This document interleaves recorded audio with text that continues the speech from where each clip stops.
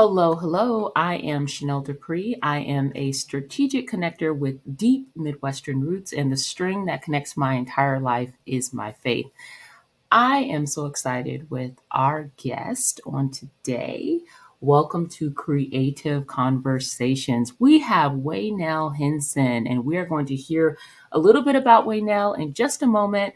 But I just want to refresh folks that Creative Conversations is to really highlight those creative projects and ministries that are happening within our community, to understand what's happening in our community, and then to hopefully inspire you to tap into your own creative project.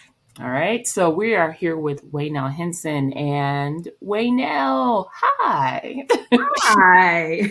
Thank you for having me. Yes, yes, yes, yes. I always love your very fun glasses. And so, what do we have on today? What colors are those? There's Red. a little red, a little yellow, a little white. That looks very symbolic to, we just won the Super Bowl, so that's amazing. Exactly. We are celebrating over here for sure. So, who is Waynell? Introduce yourself to folks. Well, good afternoon, good morning, good evening, wherever you are in the world, because I will make no assumptions. This is such an amazing platform for people to tap in who are exploring your creative spaces. So, wherever you are in the world, I'm glad to see you today. I'm Waynell Henson, and I am just a woman who loves life. I care about people. I always want people to feel loved and to feel valued and appreciated. And I want everyone to understand that we are all masterfully designed and created for purpose and to be special. And I'm out here trying to help people find that space of joy, of purpose, of fulfillment in everyday life. I'm someone who does like to take a stand for others. I use my voice to help others, to give voice to their cause and to things that are important to them. But more than anything, I am a woman who wants the world to be different just because I was here. I love it. Impact, not thinking of just ourselves, but of our future generations. I love it. I love it.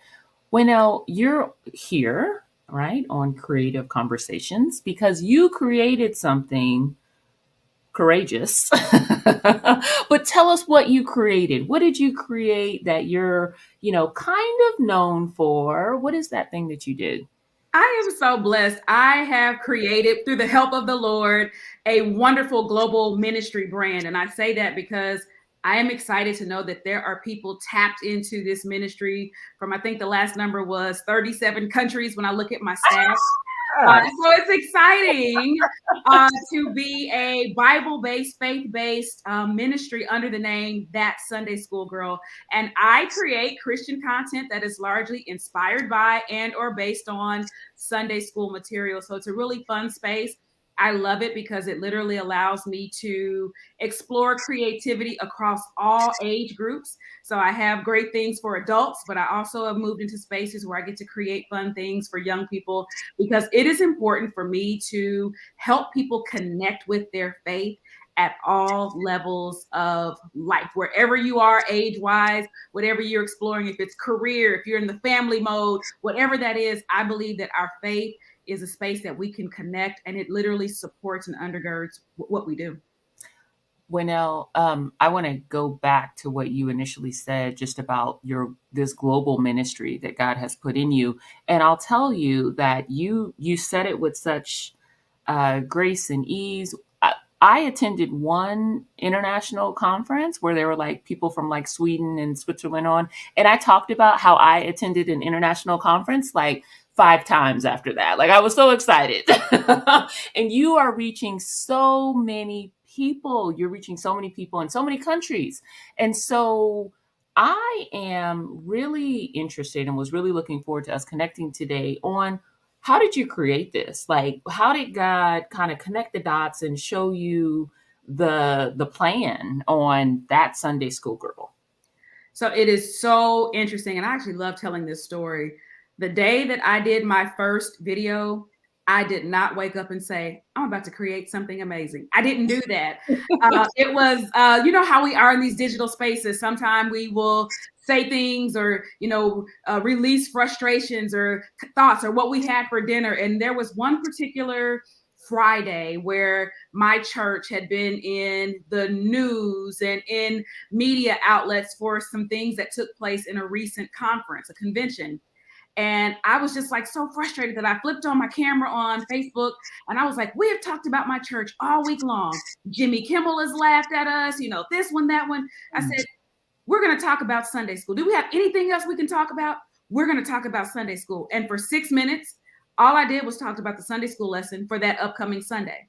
I just explained what it was about and I turned off the camera and people literally were like, wow, are you going to keep doing that? And I was like, I am not. Because again, that wasn't why I turned the camera on. And I had two individuals who came to me through my inbox, they're friends of mine, and they said, I think you need to pray about this.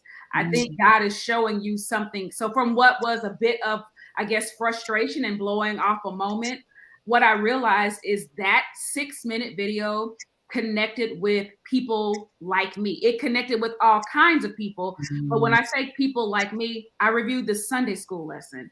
And there were people, when we look across demographics of who is attending and who's not, and who values that kind of content, largely you'll find children in Sunday school.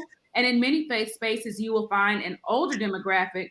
But that kind of, you know, what I'll consider middle adult age, where we're doing life and family and children, that's an easy space to fall away. And so God allowed me to see how I could connect first with a peer group. And when I first started my channel, I was not even teaching in my local church. I literally made content for students. And my tagline was 15 minutes with me is just enough to be dangerous. So I wanted to make it in a space that people had time, they could listen to the lesson on the go. And then my encouragement was always to get connected with a community, a community that studies where you are so that you can talk about these amazing lessons. And so it happened in that way. I literally made a video and it resonated. And it was so interesting because I realized that I created something that people wanted and needed.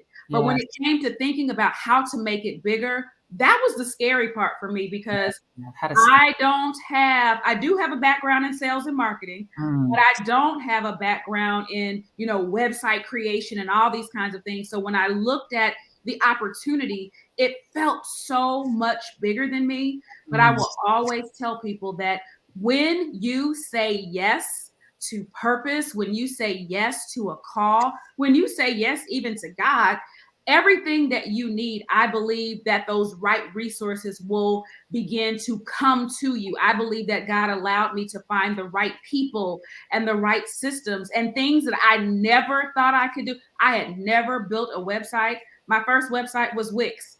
And I learned how to do Wix. I learned the YouTube methods and systems just by studying. And so I believe that when you feel a call to a space, when you become open to it and pour yourself into it, you will find the right resources. And so I'm so blessed today to be able to do what I do, but it largely comes from a space of, you want me to do what? Yeah. I love that. So you literally were like, how about we change the conversation to something that can actually help people, something that's impactful, and something that people need. And it resonated with folks. I love that, Waynell. That is And I beautiful. think that's huge when you can change the conversation of whatever your thing may be. You are changing the conversation and showing people the value in what you offer and how it connects to what they are doing. And I think all of us have that space inside of us. So, do you feel like there was also a space for now?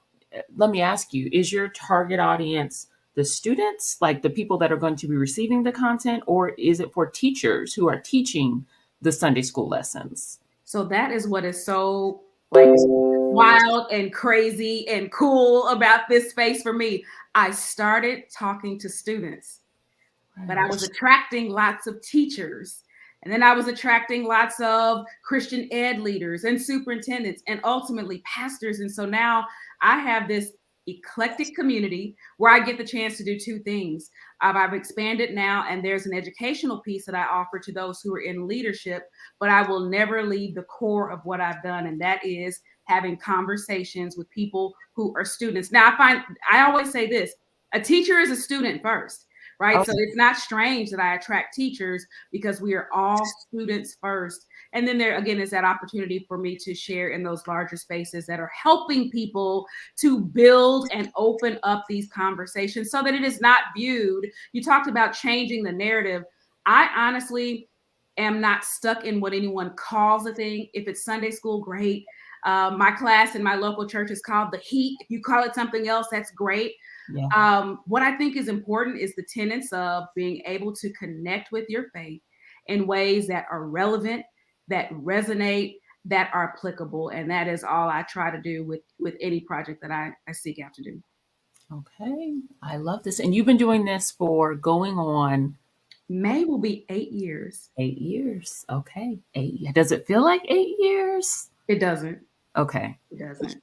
And at what point do you feel like it really like exploded? Because you start somewhere, right? But I'm sure it wasn't like it's not what it was on day 2, what it is in year 8. So at what point do you feel like there was like a transition to where you were like, okay, this is like a thing that is developing into something much larger than I had ever imagined?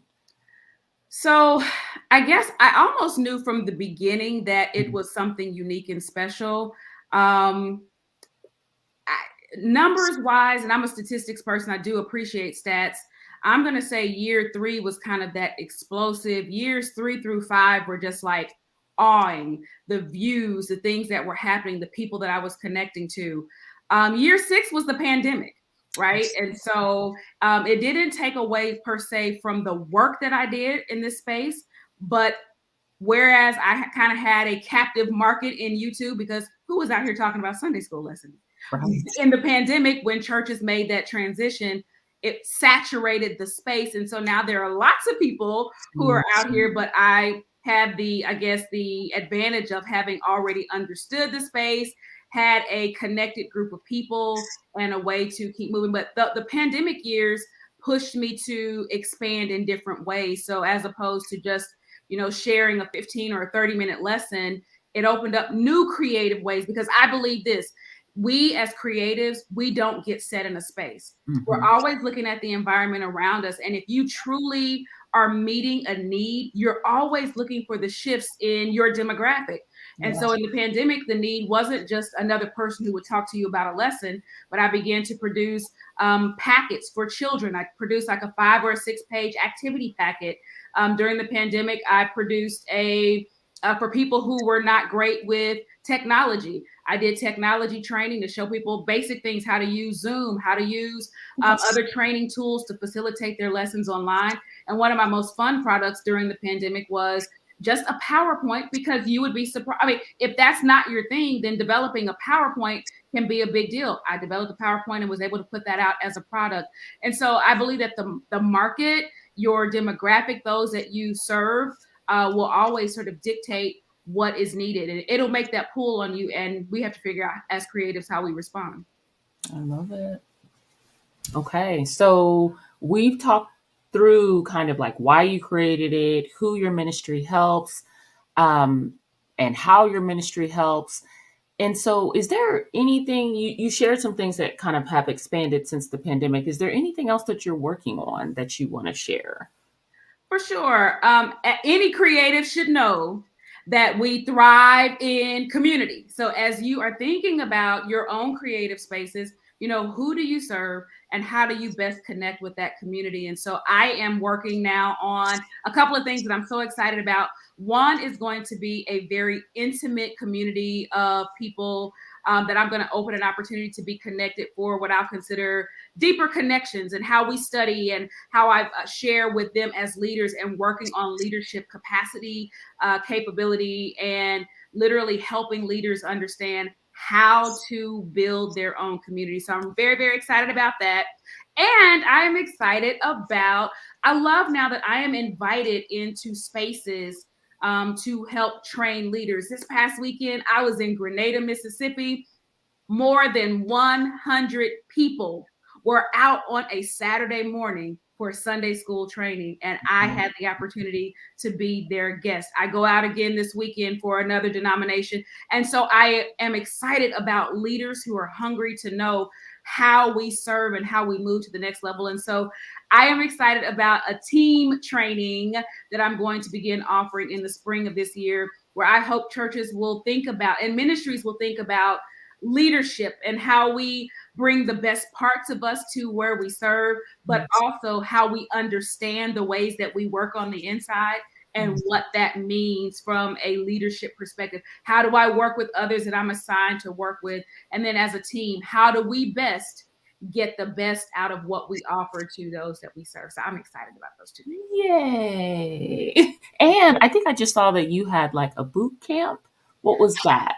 Oh, that was so much fun. So I do boot camp at the beginning of every year. It was February this year, but that's okay.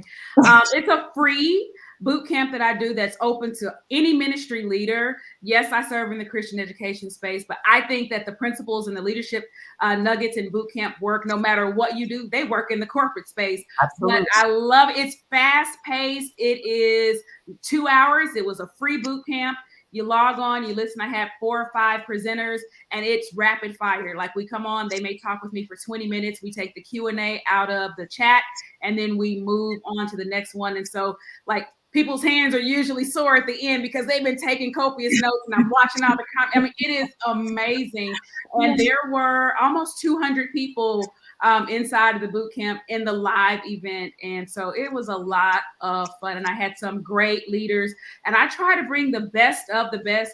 The intent of the boot camp is to look in the year.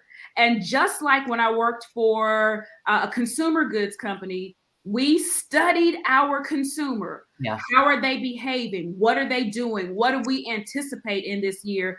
And I like to serve in the ministry space. I believe we owe the same level of diligence. And so each of those leaders was present to share insights, like, what is your outlook for 2023? What do you see happening as leaders? And a couple of them were pastors. What are you seeing? What's your heartbeat as a pastor? But what are you seeing, and what do you think we as leaders should prepare ourselves for? So it's just nice to hear all the different perspectives. So it was an awesome event.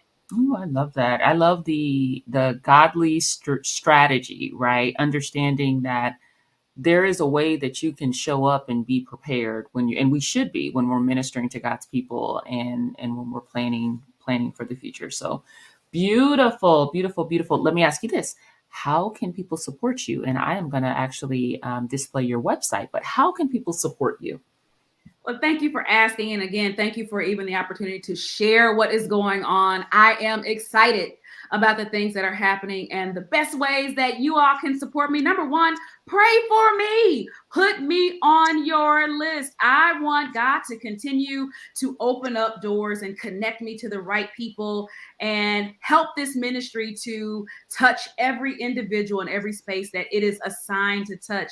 The second thing you can do is get connected to this ministry. You can find me on YouTube and on Facebook and Instagram under the name That Sunday School Girl. Subscribe to That Sunday School Girl. We're always sharing awesome content.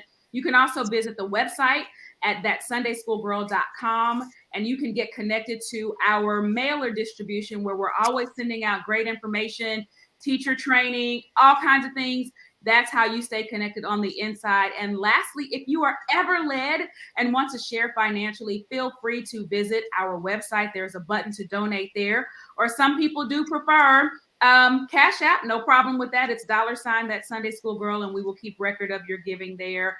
But we appreciate more than anything just the love and the support, especially through your prayers. But I appreciate it. But subscribe. Okay. Now you are what are you, how are you formed in concern of your, That Sunday School Girl? You're considered a what? A Texas nonprofit. A Texas nonprofit. Okay. Okay. Excellent. Excellent. Excellent. So we know that nothing happens in a vacuum, that we need one another. Who are the folks that have been an encouragement along your journey that you may just want to shout out? Oh my goodness. So you always get in trouble when you name call. I do know that. I know that. And so this is risky business. But Yes. I mentioned two ladies in the beginning who were so instrumental in the push.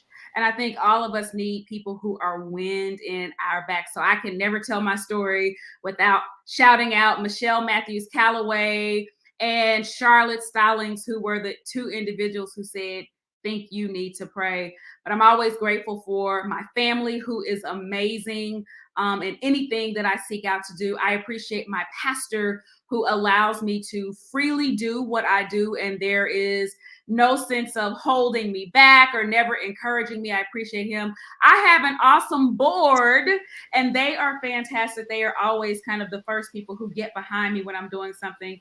And then I have a person that I refer to as my A1 from day one. Her name is Mrs. Carlotta Grady. She's in Fort Worth, Texas. I met her on the day of my launch. She heard about it. She came to the brunch. And again, there is nothing that I have ever set out to do that she has not supported. And I mean, she's usually one of the first 5 people on anything that I offer. And I will always be grateful for her motivation in this space. So I love that, Waynell. I love that. You know, and it also shows that when you have something that is God given that people connect with and they believe in, that they'll support you. They'll support you and they'll walk alongside you. So that is beautiful, beautiful, beautiful. Well, we know that creative actually stands for something. And so I am going to put what creative stands for on the screen. And I'm going to ask you now, most people cannot, they don't follow directions, Waynell, right? I tell them to pick one word and they're like, I think I'll pick 2. It's fine. But I am going to ask you, like, is there a word on here that just really resonates with you that you closely identify, and explain why? I hate to be predictable, but I guess I'll go with the C for committed. Okay. Because I believe that anything that it's easy to start. The challenge comes with remaining committed. The world is full of great ideas, but what it takes to literally birth that thing, to bring it into fruition, and then to maintain it is a different level. Even as I think about my own space, I shared with you that I do a video that started as a once a week, but it may seem easy, Oh, but yes, no, please. to put in the level of study every week that is required to deliver at a level um, that is thoughtful, that resonates with those that I seek to serve, that takes commitment. And even getting in front of the camera, I mean, my goodness, yes, you even have to get camera ready. Like, all of that is a part of it. And there are all the reasons in the world that we can find to abandon the assignment. But literally, when you find yourself in a space and you know what it is that you are to do, it's the commitment that will keep us. And we have to put in the work that is required to remain committed in anything that you do, whatever your product, your service is, whatever you're doing. Commitment will make you or break you, because Yeah. it literally is how you build credibility with those that you serve. And so if they know that you're committed, that you're in it for the long haul, there's not this worry that you're going to disappear, that you're going to disappoint. And so commitment for me has just it's been huge. It's huge.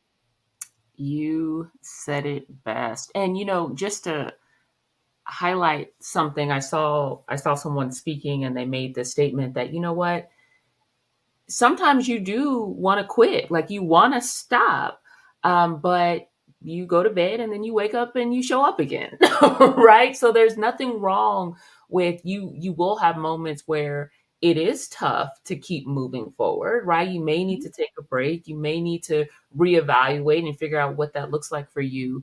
But do what you said you were going to do, and do what God has told you to do, and He'll provide those provisions for you to make it through. So For sure. And there are those moments that I think any of us can feel discouraged. yes. But I think, to your point earlier, that is when you literally take that step back. And I can talk about myself. There have been moments where, I didn't feel as productive as I have in other times and other seasons in this venture. And I had to actually step back and say, well, what is feeding this discouragement? Like, the why. Mm, Why do you feel this way? yes. And for me, I just told you I like data. I can get a little bit lost in the data. And sometimes when the numbers aren't what you may have wanted them to be, you will get so lost in that that you will fail to stay grounded in what really matters. And that is your personal why. And Yep. I think in the moments when we're most discouraged, if we go back and get situated in why did I say yes to this in the first place? And am I staying true to the core of what it is I am to do? Am I outside? There have been times that I've operated outside of my own scope. Even coming back from the pandemic, I told you that there were so many things that I offered during the pandemic. Well, I was home like everybody else with a bunch of free time. But once time changed again and we were back out to our normal schedules, I didn't have the capacity to do all those things, nor were they necessarily needful. So I think those are those times that we have to step back and say, you know, what's causing me to feel this way? Have I overcommitted? Am I operating outside of a scope that wasn't designed for me? And now what is the reason? Step back into why did I agree to do this? Yep. I think we always get ourselves to the right place in that. I love it. I appreciate that. So I enjoy music. I don't know if you enjoy music. My question for you is, what is your theme song? Like, what's the song that brings you that joy, that energy, that encouragement? What's your theme song? Oh, it's an old song. Tell it. He's not even necessarily an artist that people think of. His name is Darwin Hobbs, Okay. and the song is called Champion.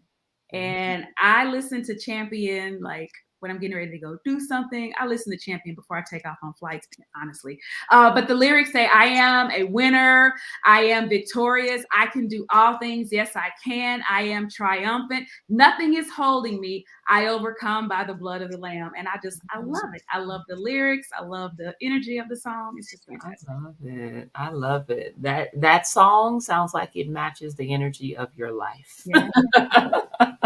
It has been such a pleasure to connect with you, Waynell. Is there anything that you want to share as we end our time together?